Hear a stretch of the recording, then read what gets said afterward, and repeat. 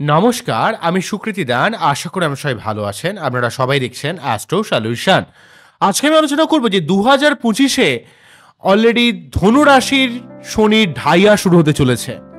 এই ২০২৫-এ ধনু রাশির ঢাইয়ার জন্য আপনাদের কোন ব্যাপারে সাবধানতা অবলম্বন করতে হবে, কিভাবে চললে আপনাদের ঢাইয়ার নেগেটিভ প্রভাব থেকে আপনারা সর্বাত্মকভাবে রক্ষা পাবেন, তা নিয়ে একটা দীর্ঘ আলোচনা করে নেব। মূল আলোচনা আসার আগে আপনাদের জানিয়ে রাখি, অ্যাস্ট্রো সংক্রান্ত নিত্য টিপস পেতে আমার এই অ্যাস্ট্রো সলিউশন চ্যানেলকে সাবস্ক্রাইব করুন এবং পাশে থাকা বেল আইকনে ক্লিক করুন। চলে আসি মূল আলোচনায়। প্রথমে বলবো, দেখুন এই মুহূর্তে থার্ড হাউসে, ধনু রাশির ক্ষেত্রে থার্ড হাউসে কিন্তু অবস্থান করছে শনিদেব। শনি যখনই 29শে মার্চ এখানে কুম্ভ রাশি থেকে রাশি পরিবর্তন করে মীন রাশিতে প্রবেশ করবে তথা ধনু রাশির এক্সপেক্টে ফোর্থ হাউসে প্রবেশ করে যাবে, তখনই কিন্তু আপনাদের ঢাইয়ার প্রভাব শুরু হয়ে যাবে। ঢাইয়াটা কি অ্যাকচুয়ালি? দেখুন, আপনার জন্মকালীন সময়ে চন্দ্র যে ঘরে অবস্থান করে সেটা হচ্ছে আপনার জন্ম রাশি। অর্থাৎ আপনার যেখানে বার্থ চার্টে জন্মকালীন সময়ে চন্দ্র রয়েছে সেই অনুযায়ী আপনার কিন্তু কিছুটা হলেও স্বভাব চরিত্র নির্ভর করে। যেমন বৃশ্চিকের মধ্যে একটু অ্যাগ্রেসিভ ব্যাপার থাকে, ধনুর ক্ষেত্রে একটু স্বাধীনচেতা ব্যাপার থাকে, মকরের ক্ষেত্রে বেশি ধৈর্যশীলতা ব্যাপার থাকে, মিনের ক্ষেত্রে বেশি অ্যাডজাস্টেবল মেন্টালিটি থাকে। এগুলো এক একটা রাশি ওয়াইজ ক্ষমতা। তো অ্যাকচুয়ালি ধনুর মধ্যে কিন্তু একটু স্বাধীনচেতা মেন্টালিটি, কিছুটা পেটের সমস্যা, একটু নিজের মতো করে থাকার ব্যাপার, ঠিক আছে, এবং জীবনে একটু ঘুরতে যাওয়া, একটু স্বাধীনচেতা মেন্টালিটি, এগুলো ধনুর ক্যারেক্টার। তো এই ধনুর যখনই রাশি এবং সেই রেসপেক্টে যখনই আপনার জন্মকালীন সময় চন্দ্র ধনু রাশিতে ছিল, এই চন্দ্র যেখানে ছিল সেই অনুযায়ী আপনার রাশি যেহেতু আপনার মেন্টালিটিকে নির্ভর করেছে, এবারে চন্দ্রের প্রভাব যেই ঘরে রয়েছে সেই ঘরের এক্সপেক্টে যদি চতুর্থ ভাব এবং অষ্টম ভাব দিয়ে শনি পাস করে, তখনই কিন্তু ঢাইয়ার প্রভাব চলে আসে। ঢাইয়ার প্রভাব পড়লে আপনাকে কোন দিক থেকে সাবধান হতে হবে? মেনলি টেনশন, চাপ, ডিপ্রেশন, পরিবার কেন্দ্রিক ব্যাপারে।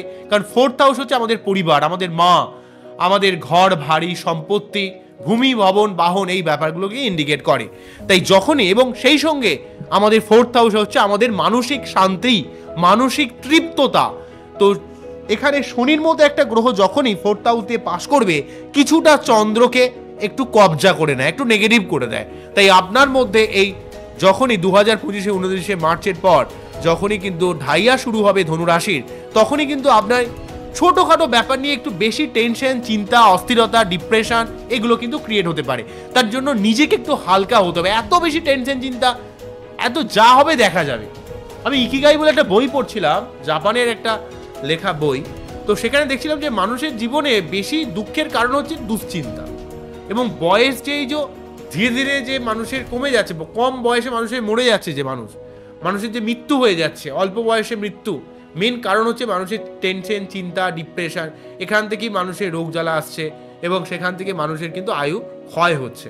তাই আপনাদের কিন্তু টেনশন, চিন্তা ব্যাপারটাকে কমাতে হবে। সব ব্যাপারে যে অত্যন্ত বেশি টেনশন চিন্তা করছেন এবং একটা ছোট ব্যাপার কিছু ঘটলো সেটাকে নিয়ে বারে বারে দুশ্চিন্তা করতে করতে, ওভার থিঙ্কিং করতে করতে, হ্যাঁ, আপনি তিল থেকে তাল করে ফেলেন, এই জায়গা থেকে সরে আসতে হবে।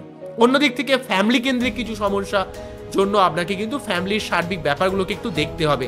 মাথা গরম করলে হবে না। ফ্যামিলির মেম্বারের কি রয়েছে, কি হচ্ছে, সার্বিক ব্যাপারগুলোকে আপনাকে একটু শান্তভাবে মোকাবেলা করতে হবে সমস্যাগুলোকে। না হলে কিন্তু পরিবার কেন্দ্রিক অনেক সমস্যা ক্রিয়েট হতে পারে। মায়ের শরীর স্বাস্থ্যের ব্যাপারে আপনাকে একটু যত্নশীল হতে হবে, কারণ মা মাঝে মাঝে কিন্তু অসুস্থ হয়ে পড়বে ফোর্থ হাউস, এবং মা কিন্তু খুব খিটখিট করবে, রেগে যাবে, মাথা গরম করবে, আপনাকে ভুলভাল কথা বলবে, কেননা তারও কিন্তু খুব প্রেশার চলে আসছে, তারও কিন্তু খুব চাপ বেড়ে যাচ্ছে। তো মা কিছু বললে সেটাকে খুব একটা তাকে রিয়াক্ট করবে না, বুঝবেন যে তার খুব প্রেশার পড়ছে বলেই সে এমন করছে। কেননা মায়ের একটু শারীরিক অসুস্থতা, ভালো না লাগা, অস্থিরতা এবং আপনার মনের মধ্যে একটা চাপের প্রভাব কিন্তু তৈরি করবে। যখন দেখবেন মা ডিস্টার্ব হয়ে গেছে, পরিবার ডিস্টার্ব হয়ে গেছে, তো আপনাকেও কিন্তু মানসিকভাবে একটা কমজোরি করে দেওয়ার চেষ্টা করবে। তাই আপনাকে একটু শান্ত হতে হবে, একটু যে কোনো ব্যাপারকে নিজেকে অন্তত ক্লাম হয়ে, নিজেকে একটু শান্ত হয়ে সার্বিক ব্যাপারগুলোকে সুষ্ঠুভাবে পরিচালিত করতে হবে। অস্থির হলে কিন্তু সমস্যা অনেকটা বেড়ে যেতে পারে। আপনার কিছুটা ঘুমের সমস্যা ক্রিয়েট করতে পারে। আপনি হয়তো শুলেন, ঘুম এলো না, তাই যত সম্ভব কিন্তু মোবাইল ফোন রেখে দিয়ে তারপর কিন্তু ঘুমাবেন, নাহলে কিন্তু বিশেষভাবে ঘুমের সমস্যা ক্রিয়েট করতে পারে। এই ব্যাপারে আপনাকে সাবধান হতে হবে।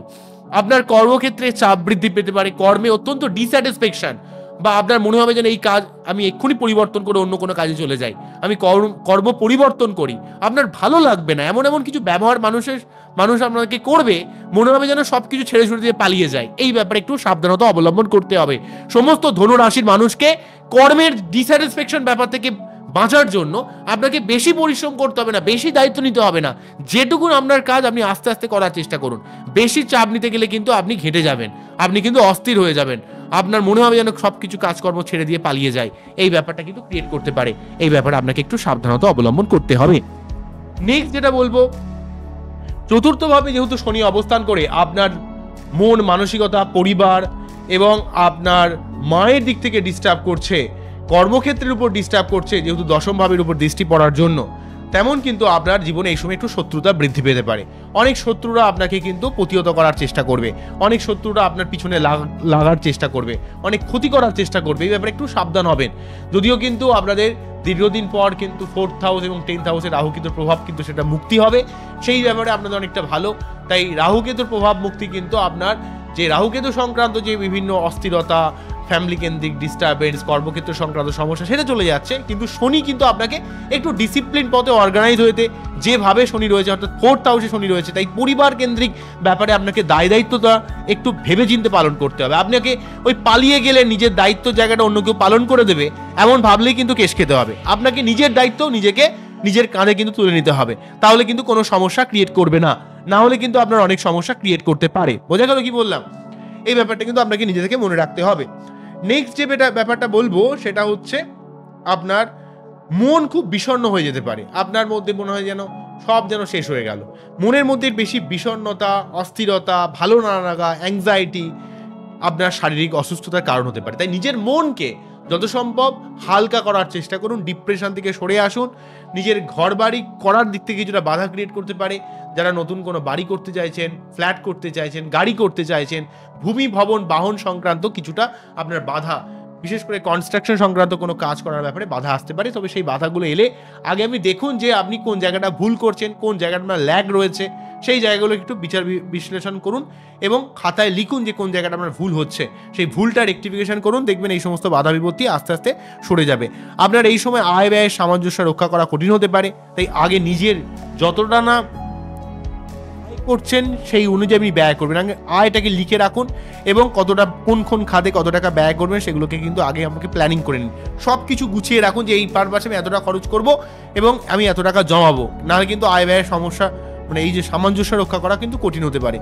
সবার নিয়ে বেশি চিন্তা কিন্তু এই সময় করবেন না, বিশেষ করে আপনার নিজের লাইফ পার্টনার, সন্তান, আপনার নিজের জীবন কি হবে, সব কিছু নিয়ে কিন্তু আপনাকে মনে হবে যেন পাজেল হয়ে যাচ্ছি। বেশি চিন্তা ব্যাপারটা কিন্তু মোটেই করবেন না।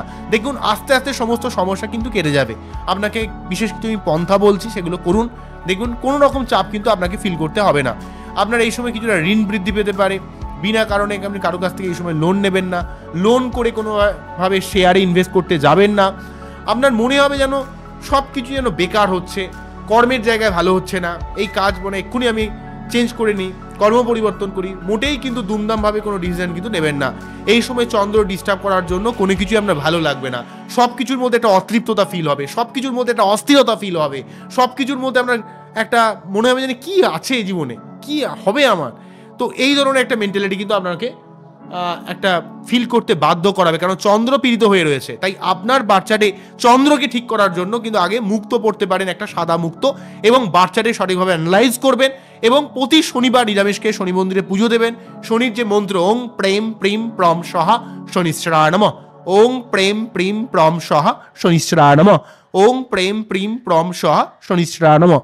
এবং আপনারা বাড়িতে মিনিমাম 3টে পূর্ণিমা সত্যনারায়ণ পুজো দিতে পারেন, তাহলে কিন্তু আপনার মানসিক চাপটা অনেকটা কমে যাবে।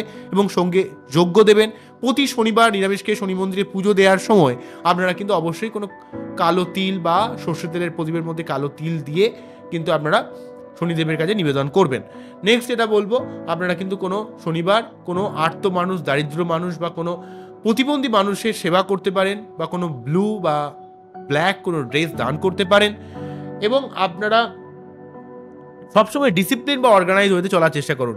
সকাল সকাল ঘুম থেকে উঠে পড়ুন, যোগব্যায়াম করুন, নিজস্ব ল্যাগগুলোকে যত সম্ভব, নিজস্ব যে দুর্বলতাগুলো রয়েছে, খামতি যেগুলো রয়েছে, সেগুলোকে যত সম্ভব পারেন সেগুলোকে রেকটিফিকেশন করার চেষ্টা করুন। শনির ঢাইয়ার জন্য কিন্তু আপনাকে একটু মানসিক চাপ, অস্থিরতা, অতৃপ্ততা, সব দিক থেকে একটা প্রবলেম, অর্থকেন্দ্রিক সমস্যা ক্রিয়েট করার চেষ্টা করছে। তা রাশির ক্ষেত্রে ঢাইয়া হয়, লগ্নের ক্ষেত্রে কখনো কিন্তু ঢাইয়া হয় না। তবে যাদের ধনুর লগ্ন, তাদের ক্ষেত্রে কিন্তু এখানে দ্বিতীয় পতি এবং তৃতীয় পতি চতুর্থভাবে অবস্থান করে কিন্তু কর্মের একটা উন্নতি করার চেষ্টা করবে। আপনার জীবনে পৈতৃক কোনো ব্যবসা থাকলে সেখান থেকে আয় উন্নতি হতে পারে। বাড়ি করা বা গাড়ি করা, এই সংক্রান্ত ব্যাপার করার দিক থেকে আপনার যদি শনি বার্তাটি ভালো অবস্থায় থাকে, তাহলে ঘর বাড়ি করার দিক থেকে কিন্তু আপনি উল্লেখযোগ্য ভূমিকা পালন করবেন এবং আপনার সেই প্ল্যানিং, সেই বুদ্ধি আপনাকে কিন্তু অনেকটা এগিয়ে নিয়ে যাবে। কিন্তু একটু ফোর্থ হাউস অর্থাৎ পরিবার সংক্রান্ত ব্যাপারে বা আপনার ঘর বাড়ির কাজের দিক থেকে সব ব্যাপারে না আমাকে একটু একটু ভাবনা চিন্তা করতে হবে, ডিসিপ্লিন পথে চলতে হবে। ওই আনএক্সপেক্টেডভাবে ভাবনা চিন্তা করলেন, আনরিয়েলিস্টিক চিন্তা ভাবনা করলেন, যেগুলো কোনো মাথা মুন্ডু নেই, এই সমস্ত চিন্তা ভাবনা করলে কিন্তু আপনার সমস্যা বাড়তে পারে। বোঝা গেল কি বললাম? এই হলো ওভারঅল ব্যাপার। এইভাবে চলুন জীবনে, এবং প্রতি শনিবার অবশ্যই নিরামিষ খান, পুজো দিন, এবং আপনার বাচ্চাটে শনি কতটা ভালো রয়েছে, শনি যদি ভালো থাকে তাহলে কিন্তু শনি থেকে সর্বদা শুভ ফল লাভ করবেন। তাই আগে আমরা দেখতে হবে শনি কতটা আপনার বাচ্চাটে ভালো রয়েছে। শনি যদি ভালো থাকে তাহলে আপনি অতটা চাপ নেওয়ার কিছু নেই, তাহলে কিন্তু আপনি অবশ্যই অনেকটাই শুভ ফল পাবেন, এতটা নেগেটিভ ফল আপনার আসবে না। তবে একটু মানসিক চাপের ব্যাপারটা কিন্তু থাকছে। এই ব্যাপারটাকে নিজেকে যতটা সম্ভব পারেন এড়িয়ে যেতে চেষ্টা করুন, কাটানোর চেষ্টা করুন, দেখবেন অনেকটা কেটে যাবে। এবং আপনারা সম্ভব হলে প্রতি সোমবার শিবলিঙ্গে অভিষেক করবেন।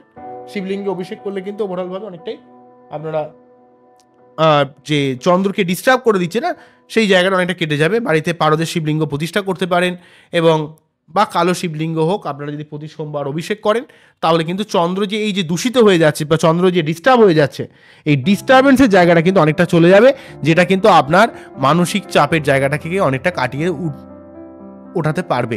এবং আপনারা এই সময় কোনো জলাশয়ের ধারে, কোনো পুকুরের ধারে, ঠিক আছে, বা কোনো নদীর ধারে একটু টাইম স্পেন্ড করতে চেষ্টা করুন। একটু হালকা থাকুন, মোবাইল ফোন থেকে দূরে থাকুন, মাঝে মাঝে খুব প্রয়োজন ছাড়া মোবাইল ফোন ইউজ করবেন না। এবং নিজের যে সমস্যাগুলো হচ্ছে সেগুলোকে একটু ভাবুন যে কী কারণে সমস্যাগুলো হচ্ছে, সেগুলো লেখার চেষ্টা করুন। দেখবেন আপনাকে কিন্তু সার্বিকভাবে আপনি আপনার নিজের পরিকল্পনা, নিজের প্ল্যানিংকে যখনই চেঞ্জ করবেন, আপনার সমস্যাগুলো কিন্তু জীবন থেকে ধীরে ধীরে চলে যাবে। তাই আর অস্থির না হয়ে আপনারা শনি মন্দিরে পুজো দিন, নিজের বাচ্চাদের সঠিকভাবে কোনো অভিজ্ঞ অ্যাস্ট্রোলজার দ্বারা আপনি অবশ্যই কিন্তু তার অ্যানালাইজ করান, এবং আপনারা কিন্তু আপনার নিজের ভুলটাকে রেকটিফিকেশন করার চেষ্টা করুন। দেখুন আপনার এই ঢাইয়ার প্রভাবে আপনার জীবনে কিন্তু সার্বিক অনেক উন্নতি কিন্তু আসবে। কিন্তু আপনাকে ডিসিপ্লিন বা অর্গানাইজ ওয়েতে আপনাকে থাকতে হবে। যদি আপনি ডিসিপ্লিন পথে না চলেন তাহলে কিন্তু সমস্যা বাড়তে পারে। তো যাই হোক, আপনাদের সার্বিকভাবে অবগত করার চেষ্টা করলাম। এই সমস্ত সাড়ে সাতি বা ঢাইয়ার সিরিজ এখানে শেষ হলো। শনির রাশি পরিবর্তনে 2025-এর কোন রাশির ক্ষেত্রে ঢাইয়া শুরু হচ্ছে, কোন রাশির ক্ষেত্রে ঢাইয়া শেষ হচ্ছে, সাড়ে সাতি কাদের শুরু হচ্ছে, কাদের চলবে, বা কাদের সম্পূর্ণ শেষ হয়ে যাচ্ছে, তারই ওভারঅল আমি একটা আলোচনা চলছিল, এই সিরিজটা চলছিল। এই সিরিজটা আজকে শেষ হলো। পরবর্তী কিন্তু 2025-এর সার্বিক রাশিফল নিয়ে আলোচনার সিরিজ কিন্তু নিয়ে আসছি। আপনারা প্রত্যেকে অ্যাস্ট্রো সলিউশন দেখতে থাকুন। নমস্কার, থ্যাংক ইউ।